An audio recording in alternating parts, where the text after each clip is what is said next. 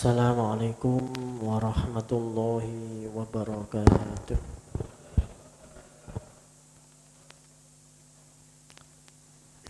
Alhamdulillah. Alhamdulillahilladzi mala'a quluba awliyaihi bi mahabbati wa ihtasha arwahahum bi syuhudi 'azamati wa hayya asrarahum li hamli aba'i ma'rifati. Allahumma salli ala sayyidina Muhammadin abdika wa nabiyika wa rasulika nabiyil ummi wa ala alihi wa sahbihi wa sallim tasliman biqadri azamati zatika fi kulli waqtin wa hin, amma ba'd. Subhanaka la ilma lana illa ma 'allamtana innaka antal alimul hakim. Rabbi shrah li sadri wa yassir li amri wa hlul 'uqdatam min lisani yafqahu qawli. Alhamdulillah, para hadirin hadirat, salikin salikat, para pengkaji kitab Ihya. Alhamdulillah dalu menika pinaringan anugerah maunah saking Allah Subhanahu wa taala bisa kembali melanjutkan istiqomah kita setelah libur tiga pertemuan nggih. Karena umroh nggih, kula lan Mas Adi dan beberapa jamaah. Jadi lumayan lali maksudnya. Karena ihyae lumayan lali niki nggih. Kula nggih lati-lati lali napa bahas. Jadi ini kita sik imutaken malih iki membahas tentang afatul munadharah, penyakitnya berdebat. Kalau wingi sebelum libur disampaikan oleh Imam Ghazali ada 10 penyakit batiniah yang bisa muncul bersamaan. 10-10-nya itu bisa muncul bersamaan ketika seseorang atau ahli ilmu, ilmuwan, tokoh agama, tokoh cendekiawan itu terlibat dalam sebuah perdebatan. 10-10-nya itu bisa muncul bersamaan. Paling tidak ya beberapa. Sebelumnya sudah disampaikan ada hasud, dendam, ya. Kemudian apa itu nifak, munafik, sifat ingin menjatuhkan lawan. Itu muncul di saat kita berdebat. Karena saking bahayanya perdebatan ini, sifat-sifat yang sudah diriyadoi, dimujahadai sekian puluh tahun selama menuntut ilmu, tiba-tiba itu bisa muncul seketika pada saat berdebat. Jadi kan seolah-olah mujahadahnya sia-sia, eman. Ini yang khas dari Imam Ghazali adalah penyakit-penyakit yang kronis yang bisa menghilangkan amaliyah, menghilangkan pahala, melenyapkan sekian puluh tahun ibadah itu yang banyak dihindari. Penyakit-penyakit hati semacam itu. Nah, enggak enaknya ini muncul di dalam berdebat.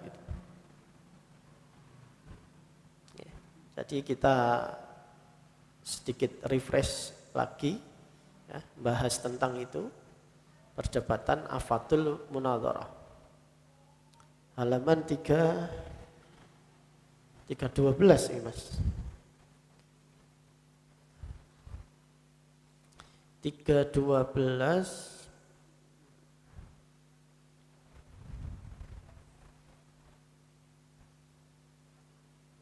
mboten kelintu baris ke 1 2 3 4 5.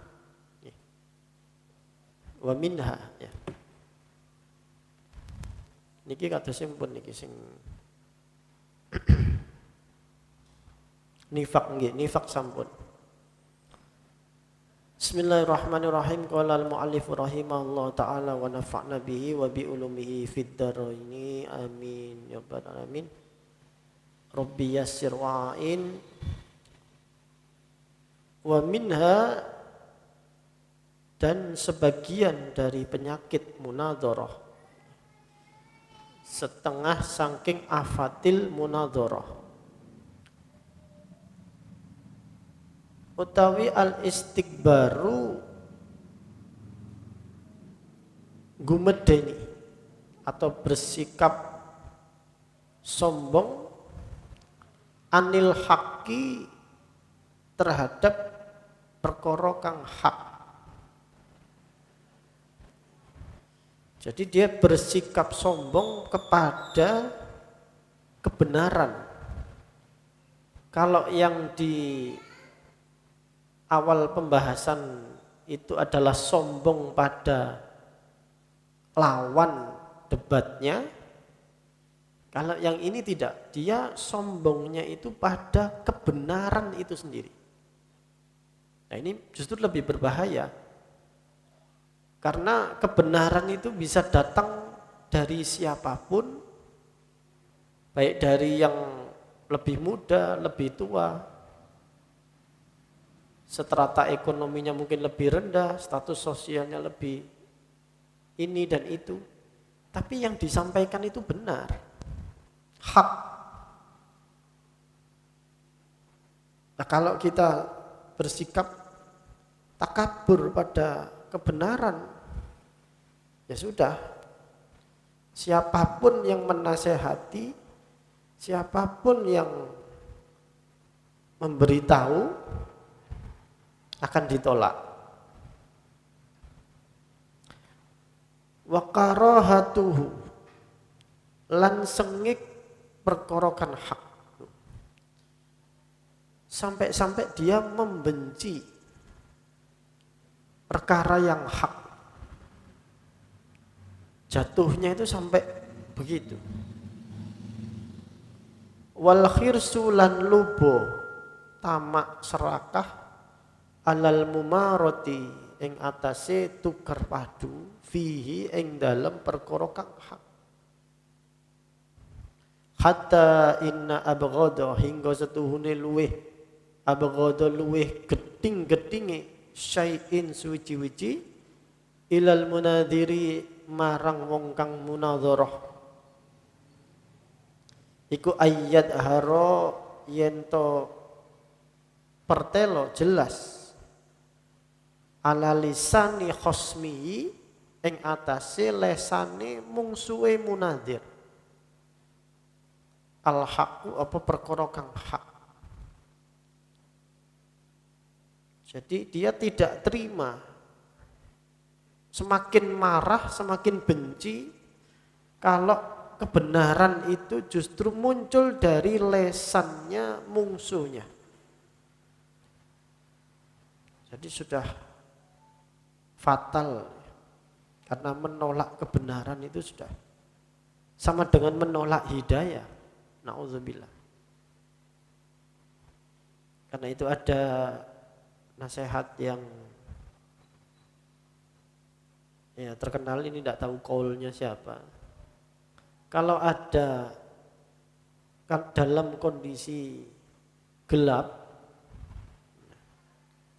entah mati lampu, listrik padam atau apa, atau di tengah kegelapan malam, kalau ada siapapun yang membawa lilin cahaya, ya jangan ditolak.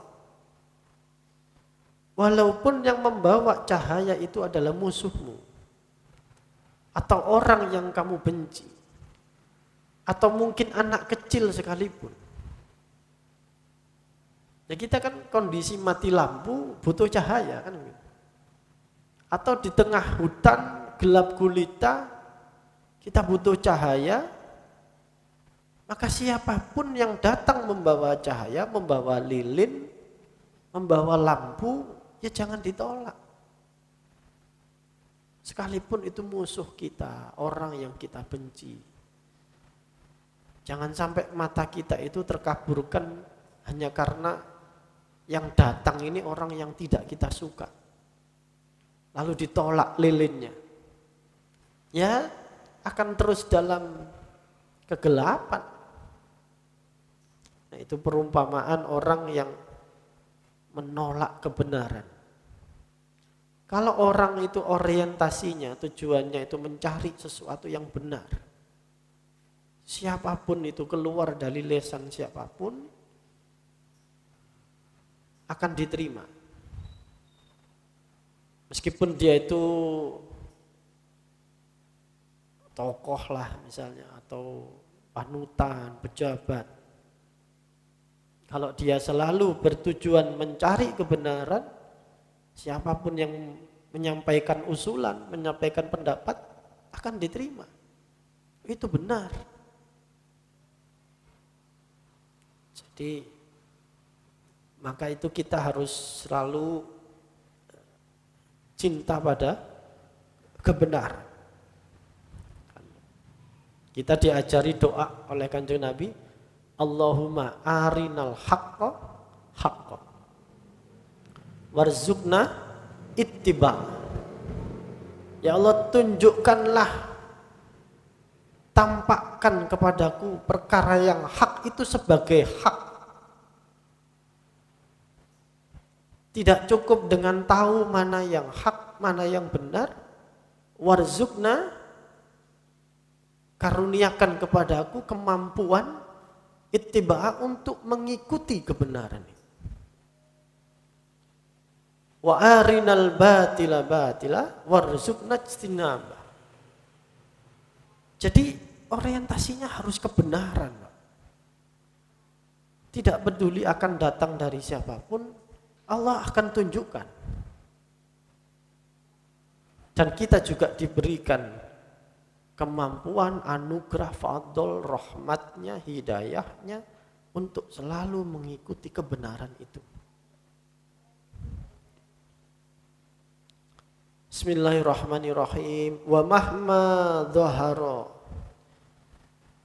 wa mahmalan semongso-mongso, bagaimanapun juga dhahara telah jelas apa hak, sudah terang benderang apa itu yang hak, seperti terangnya matahari di siang hari. Tasyammara lijahdihi, mongko cancut sapa munadir lijahdihi marang ngangasi perkara hak. Meskipun sudah terang benderang, orang yang gemar berdebat itu akan tetap menyangkal. Ijahdihi niku ngangasi itu menyangkal, sik banggel.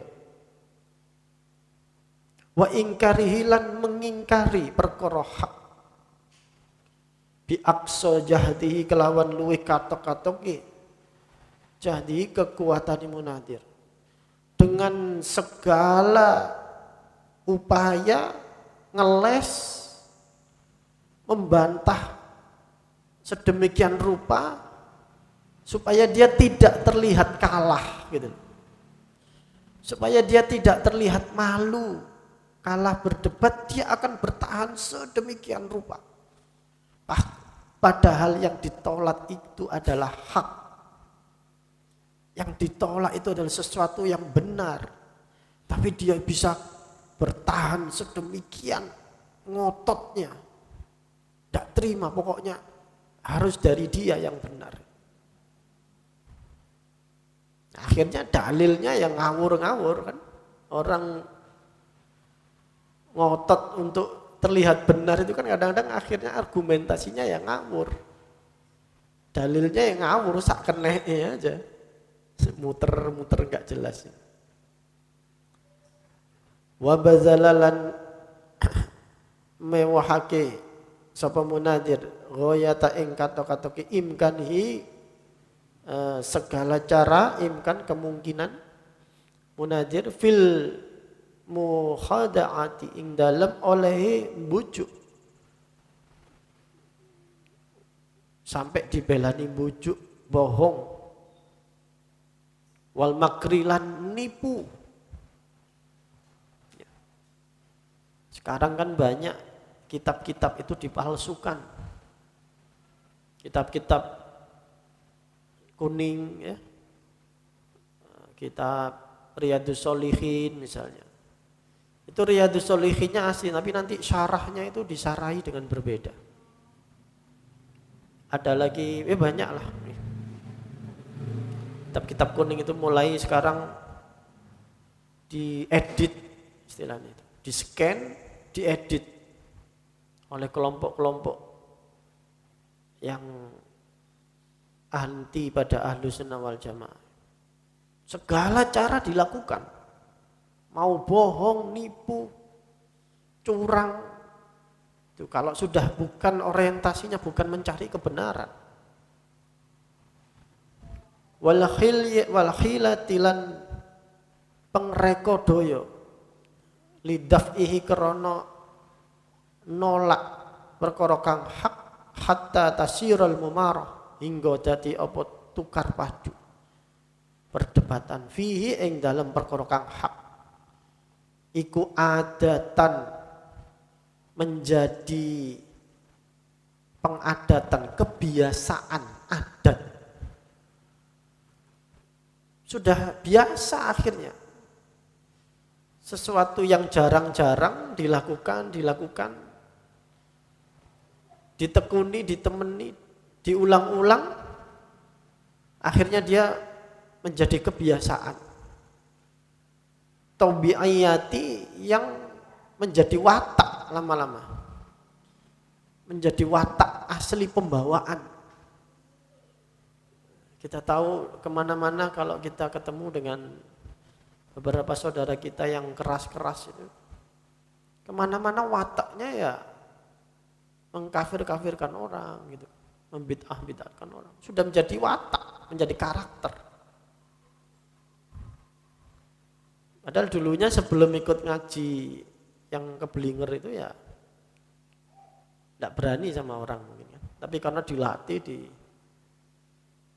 tren, akhirnya menjadi adatan tabi'iyatan.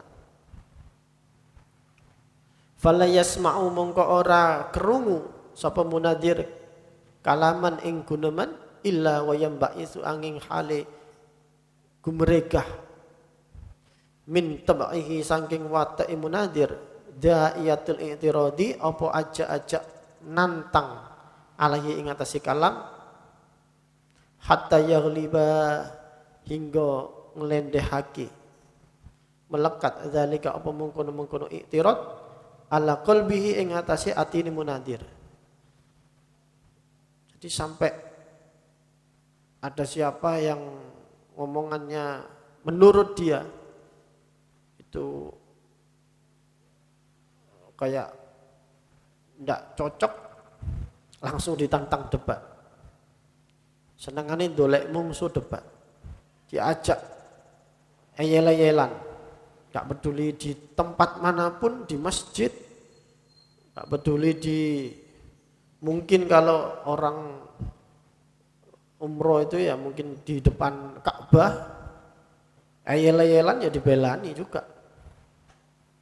Jadi dia sudah tidak peduli tempat, itu sudah, kalau ketemu orang yang tidak ngenakno hati menurut orang yang hobi debat ini ya ditantang. Fi adillati ing dalem pira-pira dalil Al-Qur'ani Al-Qur'an wa alfadhi syar'i lan pira-pira lafate syara' syariat hadis dalam hal ini. Sampai semua dalil-dalil Quran hadis itu menjadi hanya untuk apa itu? Nantang-nantang orang. Fayadribu mongko campur aduk sapa munadir al-ba'da ing setengah al-lafat minha sangking adillah bil ba'di kelawan setengah. Akhirnya dalil-dalil itu menjadi campur aduk, gak jelas. Karena dia sudah ngawur, pokoknya angger bantah, angger ini dikait-kaitkan. Ayat yang tidak ada hubungannya dengan hadis ini dikait-kaitkan dengan hadis ini. Ayat yang satu dengan yang lain gak ada hubungannya dikait-kaitkan. Wah, campur aduk, rusak. Ya karena itu sudah mentok, dia pokoknya bertahan, kepingin ketok bener, paling pinter, paling menonjol. Segala upaya dilakukan. Wal miroi utawi mirok poro padu, bantah-bantahan. Ya, sekedar mengingatkan kalau jidal, kalau mujadalah itu berdebat dengan lebih tertata, argumentatif. Kalau mirok itu bantah-bantahan, apa ya itu ya? Terus pokoknya ngeyel aja gitu, mirok. Itu lebih nemen daripada jidal. Makanya biasanya Imam Ghazali menggandengkan antara jidal wal mirok. Wal mira'u lan utawi para padu bantah-bantahan eyel-eyelan fi muqabalati ing dalem ngadepi al batili perkara kang batil iku mahdurun. Mahdur niku waspada ya, dikengken hati-hati untuk berbantah-bantahan atau membantah perkara yang batil. Itu harus hati-hati, waspada. Idnadaba krono nganjurake Rasulullah sallallahu alaihi wasallam ila tarkil mirok, marang ninggal debat kusir mirok bil haqqi kelawan perkara hak alal batil ing atase perkara kang batil. Qala sallallahu alaihi wasallam man tarakal mira wa huwa mubtilun banallahu lahu baitan fi rabdil jannah. Ini hadisnya supaya kita ingat-ingat ya, sebaiknya jangan ikut debat kusir, perdebatan tidak usah. Apa itu? Man tarakal mirok, katakan Nabi. Utawi sopone wong iku tarakal mirok, ninggal sapa wong ing perdebatan ora padu. Wa huwa lan hale utawi man niku mubtilun, salah. Banallahu lahu, mongko Allah membuatkan lahu marang wong iku baitan, sebuah rumah. Ya tentu rumah di surga itu boten kados rumahnya kula panjenengan di dunia sekarang ya. Baitan di surga itu ya kalau ukuran kita ya istana. Karena luasnya itu seluas langit dan bumi. Masa seluas langit dan bumi kok rumah? Cuman kan istilah bahasa banyak Nabi itu membuat redaksinya menggunakan baitan. Jadi siapa orang yang meninggalkan perdebatan padahal dia itu posisinya salah, lalu dia tidak ngeyel meninggalkan itu, banallahu lahu baitan, Allah membangunkan dia sebuah istana fi rabdil jannah, ing dalem pelatarane surga. Artinya di surga yang pelatarannya ya paling rendah, tapi sudah di surga. Wa man tarakal miraa, lan sapane wong iku ninggal sapa man al miraa ora padu perdebatan, wa huwa muhiqqun, Sedangkan orang itu dalam keadaan hak benar. Banallahu lahu, mongko akan membangunkan, ya, dibuatkan lahu marang man baitan ing omah fi a'lal jannah, ing dalem a'lal jannah, surga yang tinggi. Jadi kalau dia salah, dia dapat surga yang rendah. Tapi sudah di surga, dapat istana.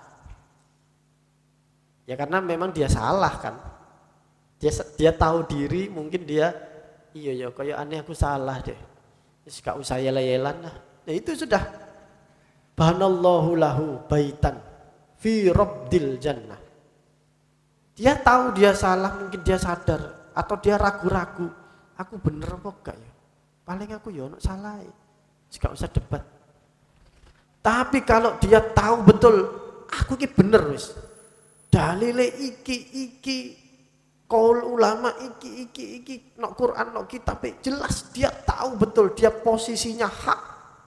Posisinya betul. Tapi dia meninggalkan perdebatan. Wah, itu albanallahu a'lal jannah baitan ala fi a'lal jannah, akan dibangunkan di surga yang tinggi, a'la, mungkin di surga Firdaus, grade-nya itu grade yang paling tinggi karena dia posisinya benar. Orang benar kan cenderung kalau dia sampaikan ya dia sebenarnya ya benar, dalilnya kuat, dia juga mungkin pinter dan sebagainya, punya ilmu, punya ini, dia posisinya benar, tapi dia memilih untuk tidak ikut dalam perdebatan. Nah, jadi kalau ada yang tanya, lah terus bagaimana kita menyikapi kalau untuk orang-orang yang memprovokasi kita gitu ya, mungkin zaman sekarang kan zamannya provokator. Bagaimana? Ya sudah, pokoknya dijawab saja. Kalau perdebatan itu kan ada saut-sautan, nah itu saut-sautan. Nggak usah saut-sautan. Kalau misalnya ada sesuatu ya pokoknya dijawab sekali, seret. Dijawab sekali masih tidak terima, ya wis biarkan, tinggal. Sudah gitu saja. Wis percuma. Wong sekali dibilangi juga masih ngeyel. Makanya ulama-ulama dulu jarang ikut perdebatan, terutama Imam Ghazali ini sudah berpengalaman. Waktu masih muda beliau senang debat, tidak ada manfaatnya sama sekali. Sangat jarang orang menerima hidayah dengan kalah debat, itu jarang, tidak ada. Hampir tidak ada. Nabi tidak pernah, hampir mungkin ya, coba kita cari rawi-rawi hadis, di mana beliau berdebat, tidak ada. Di Taif pun ketika beliau menyampaikan, beliau malah dibalang, ya sudah ditinggal aja. Di mana beliau ditolak, ya sudah ditinggal. Ulama-ulama kita juga begitu, nulis kitab saja sudah. Bahwa ahlu sunnah wal jamaah itu seperti ini, fikih itu seperti ini. Sudah selesai. Mau itu diterima, tidak diterima, sudah. Pokoknya pendapat saya ya di kitab itu sudah selesai. Tidak perlu saya harus ayel-ayelan, ya, debat di TV atau di medsos misalnya. Zaman sekarang ini kan medsos ini luar biasa. Artinya dalam posisi benar sekalipun kita ini tetap dianjurkan oleh Kanjeng Nabi, tidak usah. Tidak usah. Tidak ada satupun ulama sufi ya, yang mengikuti Kanjeng Nabi seperti ini tuh. Senang debat, tidak ada. Coba jenengan cari. Hampir setiap saya ngaji kitab tasawuf seperti itu. Tidak ada gunanya berdebat, sudah tidak usah. Meskipun kita ini benar, opo maneh salah. Apa maneh ragu-ragu, iku aku salah bener ta enggak? Ya wis lah, enggak usah. Hari-hari ini kan kita ini tahun-tahun terakhir ini kayak dikuras energi kita itu ya. Kehidupan kita ini kayak enggak berhenti-berhenti tentang polemik, tentang kontroversi. Oh no. Ya inilah, ini ujiannya kita ya. Setiap zaman ada ujiannya, ada fitnahnya. Ya ini mungkin riyadhah kita ya di sini. Mujahadahnya kita ya di sini. Di saat medsos ini memberikan arena tanding, diajangi saombo-ombone untuk kita ini berpolemik. Masya Allah. Kata Nabi, ketika orang bodoh ya, ikut dalam diskusinya para alim ulama, ya sudah, buyar. Lah wong gak iso ngaji ngomongno agama kan gitu. Gak ngerti tentang perang kok ngomongno Rusia barang. Zaman sekarang kan begitu ya. Netizen ini ada masalah ekonomi, jadi ahli ekonomi. Tiba-tiba semua orang jadi ahli ekonomi. Wah begini. Ada persoalan agama, tiba-tiba semua orang jadi ahli agama. Komentarnya tuh koyok ngerti-ngerti agama. Ada persoalan selebriti cerai, wah koyok ahli rumah tangga. Padahal rumah tangganya sendiri kacau. Lalu ada yang viral lagi seperti ini Rusia, Ukraina, koyok tadi ahli perang. Terus ditafsir-tafsiri sendiri dan sebagainya. Ini opo gitu loh.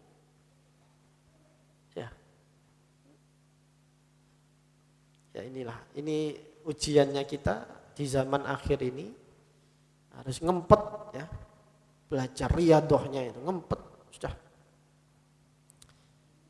Bismillahirrahmanirrahim. Waqad sallallahu ta'ala lan teman-teman wis madhaake sapa Allah taala baina man iftara ing dalam antarane wong kang gawe sapa man alallahi kadiban ing atase Allah kadiban ing goro wa man kadzdzaba bil haqq lan wong kang gorohake sapa man bil haqqi kelawan perkara kang hak.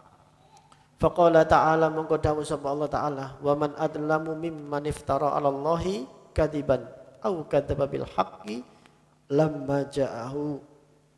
Wa qala ta'ala faman adlamu mimman kadzdzaba 'alallahi wa kadzdzaba bis sidqi id ja'ahu. Niki ayatnya hampir sama. Intinya menjelaskan siapakah waman adlamu, siapakah orang yang paling zalim.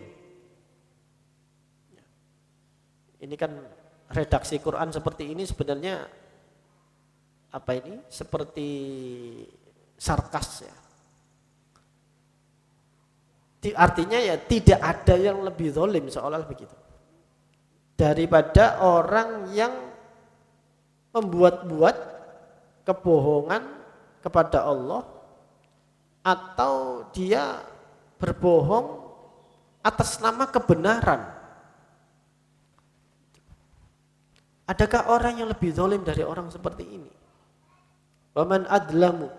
Kalau di tafsir sufinya kata zalim itu bisa bermakna gelap, kegelapan, hijab. Waman adlamu, siapakah orang yang lebih zalim, siapa orang yang lebih gelap gulita hatinya, tidak ada nur, tidak ada cahaya dari Allah, daripada orang yang berani berdusta atas nama Allah, atau orang yang membuat kebohongan-kebohongan atas nama kebenaran. Orang ini selalu dalam nuansa gelap yang berlapis-lapis kegelapan. Wa qala ta'ala faman adlamu mimman kadzdzaba 'alallahi wa kadzdzaba bisyidqi id ja'ahu. Hampir sama. Mongko utawi sapa wong iku adlamu luweh nganiaya luwih zalim miman kadzaba dari wong kang goro sapa man Allahi ing atase Allah wa kadzaba lan gorohake bisidqi sapa man kelawan perkara kang bener idja'ahu ing dalem mungso nekani apa sidqi ing man. Ketika datang kebenaran dia justru menolak, mendustakan, berbohong untuk membela dirinya, membela nafsunya, egonya, membela kelompoknya, membela golongannya sendiri, sampai ditutup-tutupi sedemikian. Itu dari penyakit dia istikbaro alal haq, dia menolak kebenaran, sombong terhadap kebenaran. Bismillahirrahmanirrahim. Wa minha, lan penyakit atau afat selanjutnya itu ar-riya'u, yakni penyakit riya. Jadi semua penyakit-penyakit kronis batiniah ini muncul hanya karena berdebat, termasuk riya ini. Wa mulahadatu lan ngeliri al-khalqi pira-pira makhluk. Jadi wal jahdulan payah-payah fistimalati ing dalem mengaruhi pira-pira atine makhluk. Fistimalati pira-pira mempengaruhi kulubihim pira-pira atine makhluk masyarakat. Jadi riya itu adalah berusaha menarik sekuat tenaga segala cara supaya pandangan orang, pandangan makhluk ini tertuju hanya kepada dirinya. Termasuk di dalam perdebatan. Penontonnya lebih seneng sama dia mungkin. Karena pintar berdebat, atau kalau misalnya debat di medsos ya followernya banyak yang nge-like, suka dan sebagainya. Nah ini kan riya. Hanya untuk mendapatkan aplaus, tepuk tangan, sanjungan misalnya. Untuk mempengaruhi hati masyarakat pada umumnya untuk melihat ke dia dari kata ro'a. Wasyarfi wujuhim lan ngadep pakai wujuhim wajahi makhluk supaya melihat pada dia. Jadi karena riya itu dari kata ro'a itu berhubungan dengan pandangan mata, wajah secara dohir. Tentu supaya wajah dohirnya ini melirik, melihat dia, menyanjung dia kan harus dipek atine. Tapi dipek atine ini niatnya yaitu hanya untuk mendapat sanjungan, pengakuan, popularitas, entah itu benar atau tidak benar, ya dilakukan saja segala cara. Wariya'u lan utawi riya huwa da'ul udol ladhi yad'u ilal akbaril kabair. Huwa da'u iku penyakit al udolu kang angel tambanani alladhi yad'u kang narik apa alladhi ila akbaril kabair marang luwih gede-gedene pira-pira dosa gede kabair. Jadi riya adalah salah satu penyakit kronis yang dia bisa menimbulkan atau memunculkan penyakit-penyakit kronis yang lain. Jadi misalnya kalau contoh penyakit lahiriah ya mungkin misalnya diabetes ya. Diabetes itu bisa memunculkan banyak penyakit lain. Menimbulkan gagal ginjal, menimbulkan paru-paru, jantung, bisa kemana-mana. Hanya karena dari awalnya diabetes, misalnya begitu. Nah riya itu kurang lebih seperti itu. Ini salah satu jenis penyakit kronis batin. Tapi dia bisa menimbulkan banyak penyakit-penyakit lain hadir juga di dalam batin seseorang. Kama saya TV kitabir riya, seperti nanti yang saya jelaskan kata Imam Ghazali di dalam kitab Riya wal Munadhir. Di dalam kitab Riya ada sendiri di rubuk yang ketiga.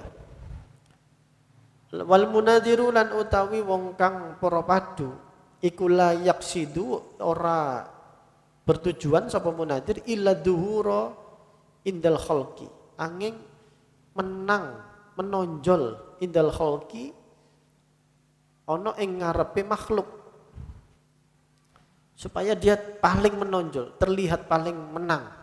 Wantilakon lan ngucape alsinatihim pira-pira lesane makhluk bisanai kelawan ngelem alaihi ing atase munadhir, supaya masyarakat memuji-muji dia. Ini tadi minta pujian pengakuan dari makhluk. Fahadihi mongko utawi iki afat munadharah asyaru iku 10 khisolin pira-pira perkara min ummahatil fawahish kang tetep saking pokok-pokoke pira-pira perkara kang kala al batinati kang batiniah samar. Inilah 10 penyakit itu. Jadi terakhir adalah riya. Siwa mayattafiku sakliyane barang kang kedadean apa mali ghairil mutamasikina marang liyane wong kang padha ati-ati kabeh minhum setengah saking munadirin minal khisomi bayane para padu al muaddi kang nekaake apa khisom ilad dorbi marang mukul wala kamilan nabok ndas wala tomilan napuk rai. 10 penyakit itu yang batiniah itu adalah sifatnya ya batin. Belum penyakit-penyakit lain yang sifatnya fisik. Kadang-kadang ada dalam perdebatan di sini kata Imam Ghazali, ada yang sampai mukul, ya, nabok ndas. Ana sing sampai nempeleng, napuk rai, watam zikilan nyuwek-nyuwek asyabi dodot baju, ayel-ayelan tarik-tarikan kelambi. Ya, kalau kita tahu ada beberapa kali kan perdebatan di DPR misalnya, di MPR terus sampai gontok-gontokan, ya, sampai pukul-pukulan. Ya itu juga penyakit. Lah yang diterangkan 10 itu kan yang batin. Kata Imam Ghazali, belum yang penyakit secara fisik sampai gontok-gontokan, kaplok-kaplokan. Wal akhdi biliha lan nyekel kelawan janggot, tarik-tarikan jenggot. Wasabil walidaini lan sampai misui wong tuane, ngilok-ngilokno wong tuane lawan musuhnya. Wasyatmil ustadzina lan misui pira-pira guru. Gurune wong ndi gak jelas misalnya ngoten. Lho kan sampai guru-gurune gak melok-melok debat dilok-ilokno. Walaqad filan menuduh zina as-sarih kang nyoto.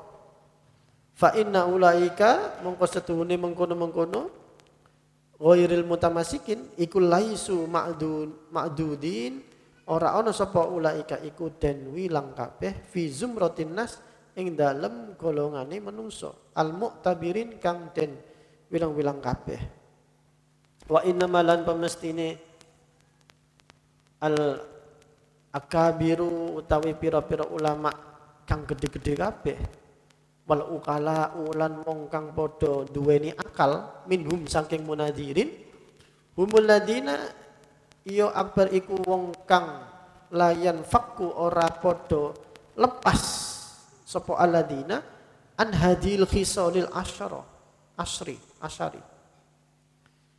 Orang-orang yang sudah tokoh, sudah ulama, ya, cendekiawan saja itu tidak bisa lepas dari 10 penyakit batin ini.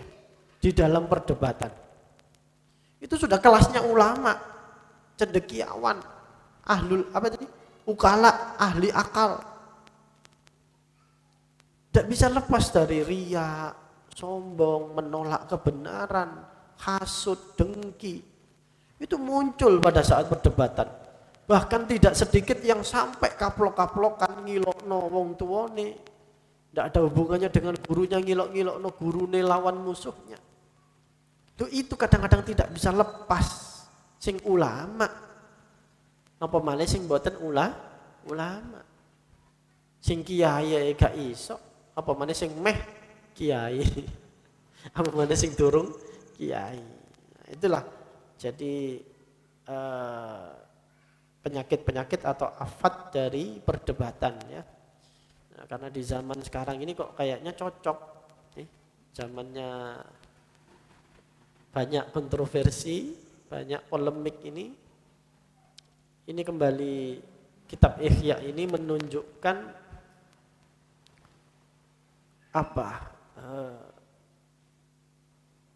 relevansinya di hampir setiap zaman. Artinya potret perjalanan spiritual seseorang itu ya sebetulnya seperti ini aja.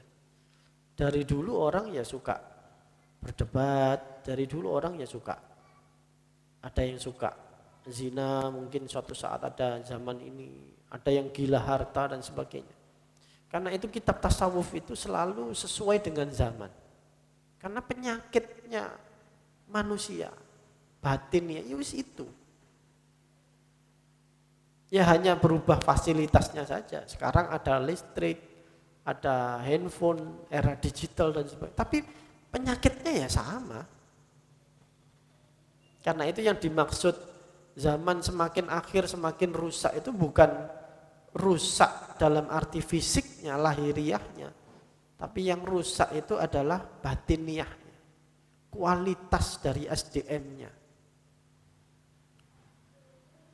Teori ekonomi semakin canggih, tapi pemerataan ekonomi semakin tidak ada. Sarjana-sarjana hukum semakin banyak, tapi banyak pengacara yang masuk hukuman. Kan gitu. Jadi penyakit-penyakit hati itu akan terus sama. Dan kalau kita ngaji-ngaji bab tasawuf seperti ini, ya akan selalu diri kita ini akan selalu kena sentil gitu, selalu kena apa ya sindiran ataupun nasihat itu justru pada diri kita sendiri. Jangan sampai kita ngaji tasawuf itu malah untuk melihat orang lain, jangan. Jadi harus untuk diri kita sendiri. Wallahu a'lam bishawab. Mudah-mudahan